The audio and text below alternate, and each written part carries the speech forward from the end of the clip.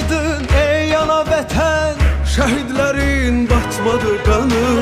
Sefer çaldın bu savaşta sen, galip adın Gezdi cahanı, uca dağlar boyandı nura. Kör bulaqlar nəğmə söyləyir.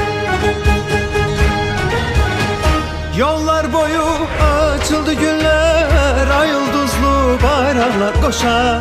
Xarı bülbül qalxıbdı təzə tər. Bayram edir cəng ilə şüsa. İgid əskər ağ olsun özün, Sağ ol desəm alsalar sənə.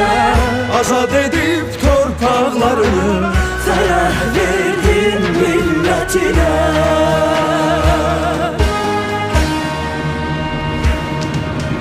Ben bir milletem, tarih yazan. Seferim dillere dastan, dursa karşımda bütün cahan. Vermərəm öz torpağından. Ben bir milletem, tarih yazan. Şanlı qələbəm çıxmaz yadda.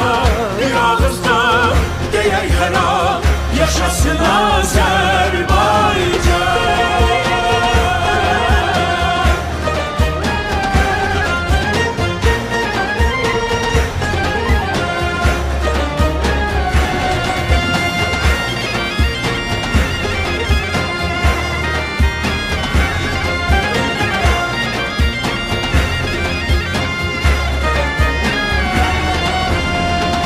Milletimiz hak yolcusu, hakkınızı dönen değil.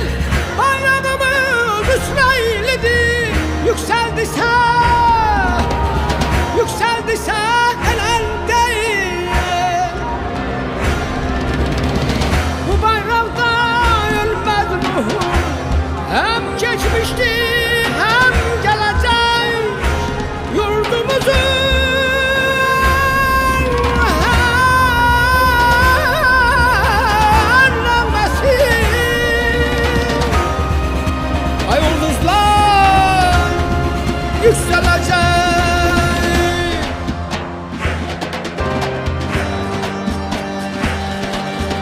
Ben bir milletem, tarih yazan.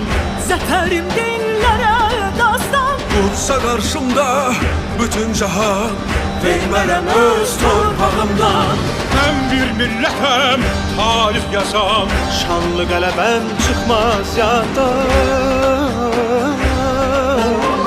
Yaşasın Azərbaycan. Ben bir milletem, tarih yazan. Seferim dillere dastan, dursa karşımda bütün cahan. Vermərəm öz torpağımdan. Ben bir milletem,